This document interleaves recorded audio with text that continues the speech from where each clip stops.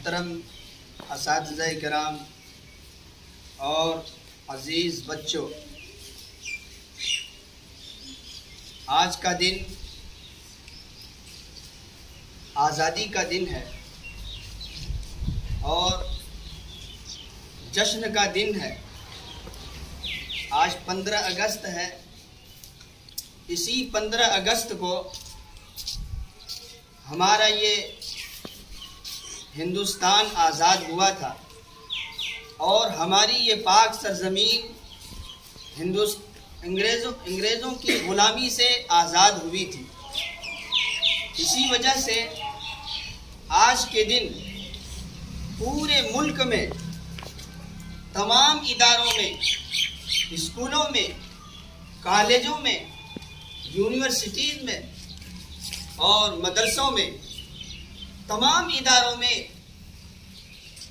جنگ آزادی کا جشن منایا جاتا ہے اور اس موقع پر اپنے اکابر کو یاد کیا جاتا ہے، ان کی قربانیوں کو اور ان کی خدمات کو یاد کیا جاتا ہے اور ان کے کردار کو اور ان کے خدمات کو سلام کیا جاتا ہے، کیونکہ انہوں نے ہمیں تن کے گورے اور من کے کالے ڈاکوؤں اور لٹیروں سے آزاد کرایا تھا۔ انہوں نے پوری جد و جہد کے ساتھ اور بہت کوششوں کے ساتھ اور بہت قربانیوں کے ساتھ ہندوستان کو آزاد کرایا تھا۔ اس لیے ہم اس دن میں جشن مناتے ہیں، خوشی مناتے ہیں اور اپنے آپ کو آزاد محسوس کرتے ہیں۔ یہ کوئی زیادہ لمبا وقت نہیں ہے جس میں آپ کے سامنے پوری تاریخ رکھی جائے اور اپنے ان اکابر کی پوری ہسٹری کو آپ کے سامنے پیش کیا جائے، لیکن میں مختصراً اس کی ایک جھلک آپ کے سامنے پیش کرتا ہوں۔ تقریباً 1498 عیسوی میں انگریزوں کی اس پاک سرزمین پر آمد و رفت شروع ہو چکی تھی اور وہ یہاں آ کر ہندوستان کی مقدس سرزمین کا وہ نظارہ کر چکے تھے۔ یہاں کے گنگا جمنی تہذیب کو اور امن و شانتی کو، مال و ثروت کو وہ دیکھ کر آتے اور جاتے تھے اور اس کے بعد ان کو نظر لگ گئی یہاں کی دولت پر، ان کو نظر لگ گئی یہاں کی گنگا جمنی تہذیب پر۔ اسی نظر کی وجہ سے انہوں نے اس ملک کو لوٹنا چاہا اور اسی فاسد نیت سے وہ ہندوستان کی پاک سرزمین پر سن 1601 عیسوی میں ایسٹ انڈیا کمپنی کے بینر تلے ہندوستان کی پاک سرزمین پر تجارت کے بہانے سے اور ڈاکوؤں اور لٹیروں کی شکل میں اس پاک سرزمین پر قدم رکھا اور وہ دھیرے دھیرے اور آہستہ آہستہ پورے ملک میں وہ تجارت کے بہانے سے قبضہ جمانا شروع کر دیا۔ چنانچہ سب سے پہلے جس پاک سرزمین پر انہوں نے قبضہ جمایا تھا وہ ہندوستان کی یہی وہ پاک سرزمین ہے۔ بنگال کی پاک سرزمین پر انہوں نے سب سے پہلے قبضہ جمانا شروع کیا تو سب سے پہلے جس شخصیت نے اس کو محسوس کیا اور ان کے ناپاک ارادوں کو انہوں نے بھانپا وہ نواب سراج الدولہ کے نانا جان علی وردی خان تھے۔ انہوں نے سب سے پہلے 1755 عیسوی میں ان کے ان ناپاک عزائم کو اور ان کے ان ناپاک اور گندے ارادوں کو محسوس کیا اور انہوں نے ان کے خلاف لوگوں کے اندر جذبات پیدا کرنے شروع کر دی، لیکن ان کی زندگی نے زیادہ دن وفا نہیں کی، لیکن انہوں نے جو فکر لی تھی اور جو ناپاک ارادوں کو انہوں نے محسوس کیا تھا اس فکر کو اپنے نواسے کے اندر ڈال دیا تھا۔ چنانچہ نواب سراج الدولہ نے 1757 عیسوی میں باضابطہ ان سے مخالفت کی اور لوگوں کو بتایا کہ یہ ہمارے یہاں تجارت کی غرض سے نہیں، ہمارے یہاں وہ کاروبار کی حیثیت سے نہیں، بلکہ ہمارے ملک کو وہ لوٹنے کے لیے آئے۔ چنانچہ ان کے خلاف انہوں نے زبردست ایک سازش شروع کی اور ان کے خلاف جنگ کیا، لیکن یہ تو دنیا کی روایت رہی ہے اور دنیا کے اندر دنیا کی ایک فطرت رہی ہے کہ انہیں دوسروں سے ہار نہیں ماننا پڑتا ہے، لیکن اپنوں سے ہار ماننا پڑتا ہے اور اپنوں کے سامنے سر جھکانا پڑتا ہے اور اپنوں ہی کی وجہ سے گردن کٹانا پڑتا ہے۔ چنانچہ نواب سراج الدولہ نے اپنے ہی لوگوں میں سے میر جعفر کی غداری کی وجہ سے انہیں اپنی گردن کٹانی پڑی اور ہندوستان کی اس آزادی کی خاطر اپنوں ہی کی غداری کی وجہ سے شہید ہونا پڑا۔ یہ تو 1757 عیسوی کا معاملہ ہے۔ پھر اسی طرح انہوں نے قبضہ جمانا شروع کیا، آہستہ آہستہ ایک صوبے سے دوسرے صوبے جانے شروع کر دیے۔ پھر 1799 عیسوی میں سرنگا پٹنم کے مرد مجاہد اور شیر ہند ٹیپو سلطان نے انگریزوں کے خلاف آواز اٹھائی اور انہوں نے ان کے اس ناپاک عزائم کو ملیا میٹ کرنا چاہا اور ان کے خلاف جنگ کی، یہاں تک کہ 1799 عیسوی میں انہوں نے بھی جام شہادت نوش کیا۔ اس کے بعد سے ہمارے اکابر علماء میدان جہاد میں آتے ہیں اور انگریزوں کے خلاف لوگوں میں جذبات پیدا کرنا شروع کر دیتے ہیں، اور پھر باضابطہ اسی طرح چلتا رہا، حتیٰ کہ جب انہوں نے پورے ہندوستان کے ساتھ دہلی پر، جو ہندوستان کی راجدھانی ہے، قبضہ کر لیا، تو پورے ہندوستان پر انگریزوں کا تسلط ہو گیا۔ تو شاہ عبدالعزیز رحمت اللہ علیہ نے ان کے خلاف جہاد کا فتویٰ دیا۔ یہ ایک فتویٰ نہیں تھا، یہ ان کی طرف سے صادر کیا ہوا ایک حکم نہیں تھا،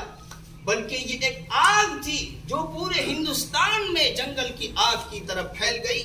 اور پورے تمام ہندوستانیوں کے دلوں میں انگریزوں کے خلاف ایک آگ بھڑکنے لگی اور ان کے حوصلوں نے انگڑائیاں لینا شروع کیا اور ان کے جذبات انگریزوں کے خلاف بھڑک اٹھے اور سب کے اندر ایک آزادی کی فکر پیدا ہوئی اور سب نے مل کر اس ہندوستان کو آزاد کرانا چاہا۔ اس طرح علماء کرام نے پورے ہندوستان کے علاقوں میں گھوم کر لوگوں کے اندر آزادی کی فکر دی اور آزادی کا جذبہ پیدا کیا، اور اس طرح سے ہوتے ہوتے سن 1947 عیسوی میں ہمارے ان اکابر کی قربانیوں کے نتیجے میں ہماری یہ پاک سرزمین آزاد ہوئی اور انگریزوں کی ناپاک غلامی سے اور ان کی ناپاک حکومت سے ہم سبھی ہندوستانی آزاد ہوئے اور ان کے غلامی سے ہم لوگ نجات پائے۔ اسی وجہ سے ہم ان کی قربانیوں کو اس دن میں یاد کرتے ہیں اور ہم خوشی مناتے ہیں۔ لیکن میرے محترم بزرگوں اور میرے پیارے بچوں، میں یہاں ایک سوال ضرور کرنا چاہوں گا کہ ہمارے لوگ، آپ جب پوری ہسٹری کو دیکھیں گے، آپ جب پوری تاریخ پر نظر ڈالیں گے اور پورے اتہاس کو آپ کھنگال کر دیکھیں گے، تو آپ کو پورے اتہاس میں مسلمانوں کی، بلکہ بہت سے علماء کرام کی، کئی لاکھوں کی تعداد میں علماء کرام نے قربانیاں دی ہیں، اور 1857 عیسوی سے پہلے 1857 عیسوی سے پہلے تو سارے مسلمانوں ہی نے قربانیاں دی تھی، کیونکہ یہ ہمارا ملک انگریزوں نے ہم سے چھینا تھا۔ اس وجہ سے مسلمانوں کے اندر یہ ایک فکر تھی کہ ہمارے ہاتھ سے انہوں نے چھینا ہے، انہوں نے لڑائی لڑی اور پھر اس ہندوستان کو آزاد کرانا چاہا۔ لیکن آج ہمارے ہندوستان کے کچھ لوگ ایسے ہیں ہماری تاریخ کو مسخ کرنا چاہتے ہیں، ہماری تاریخ کو مٹانا چاہتے ہیں، تاریخ کے صفحات سے ہمارے ان اکابر کے ناموں کو نکالا جا رہا ہے، اور اس جشن کے موقع پر ہمارے اکابر کو فراموش کیا جاتا ہے، ان کا نام نہیں لیا جاتا ہے، ان کی قربانیوں کو یاد نہیں کیا جاتا ہے، اور ہمارے کہنے والے بھی کہتے ہیں کہ ہم نے بھی ہندوستان کی آزادی میں حصہ لیا ہے۔ میں اس جملے کو میں اپنے اعتبار سے چینج کرتا ہوں، میں یہ نہیں کہتا کہ ہم نے بھی حصہ لیا ہے، بلکہ ہم نے شروع دن سے ہم نے آزادی کی لڑائی لڑی ہے اور اخیر تک لڑتے رہے ہیں، اور ہندوستان کے دیگر بھائیوں نے بھی حصہ لیا، ہندوستان کے دوسرے شہریوں نے بھی حصہ لیا ہے۔ ہم یہ نہیں کہتے ہم نے بھی حصہ لیا ہے، بلکہ ہم نے ہی حصہ لیا ہے شروع سے آخر تک، اور دوسرے بھائیوں نے بھی حصہ لیا۔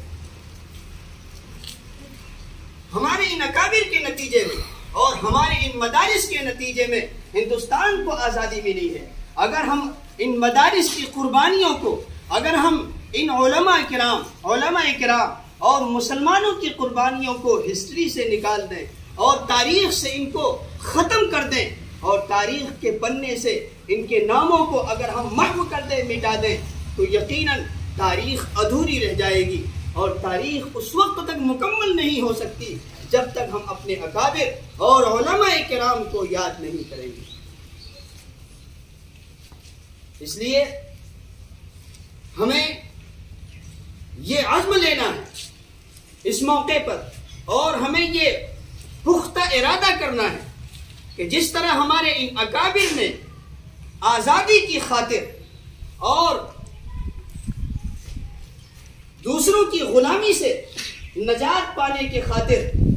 جس طرح انہوں نے جد و جہد کی تھی، تاکہ ہم ہر اعتبار سے آزاد ہو جائیں، فکری اعتبار سے بھی آزاد ہو جائیں، سماجی اعتبار سے بھی آزاد ہو جائیں، سیاسی اعتبار سے بھی آزاد ہوں، اور اقتصادی لحاظ سے بھی، انہوں نے اس غرض کے تحت ہمارے اس ہندوستان کو آزاد کرایا تھا۔ لیکن کیا آج ہم اب آزادی محسوس کرتے ہیں؟ بالکل نہیں کرتے۔ پہلے ہم انگریزوں کے غلام تھے تو آج کسی اور کے۔ اس لیے جو لوگ ہندوستان پر اپنا تسلط جمانا چاہتے ہیں، ہندوستان پر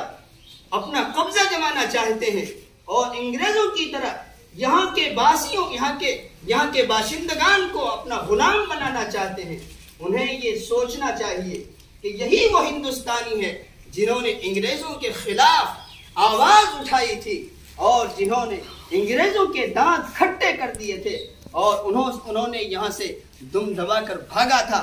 آج یہی ہندوستانی ہیں۔ اگر کوئی اس طرح کا کوئی خیال رکھتا ہے اور ہندوستان پر قبضہ جمانا چاہتا ہے، یہاں کے آئین کو مسخ کرنا چاہتا ہے، تو آج یہی شہری ان کے خلاف کھڑے ہو سکتے ہیں۔ میں زیادہ تفصیل سے گفتگو نہیں کرتا، بس ہم یہی دعا کرتے ہیں کہ اللہ تعالیٰ ان کی اس قربانی کو قبول فرمائے اور ان کے درجات کو بلند فرمائے، اور جب بھی وطن کو ضرورت پڑے اور جب بھی ہمارے ملک کو ہماری ضرورت پڑے، علماء کرام کی ضرورت پڑے، مدارس کی ضرورت پڑے، اور ہماری باتوں کی ضرورت پڑے، ہم وطن کے ساتھ کھڑے انشاءاللہ۔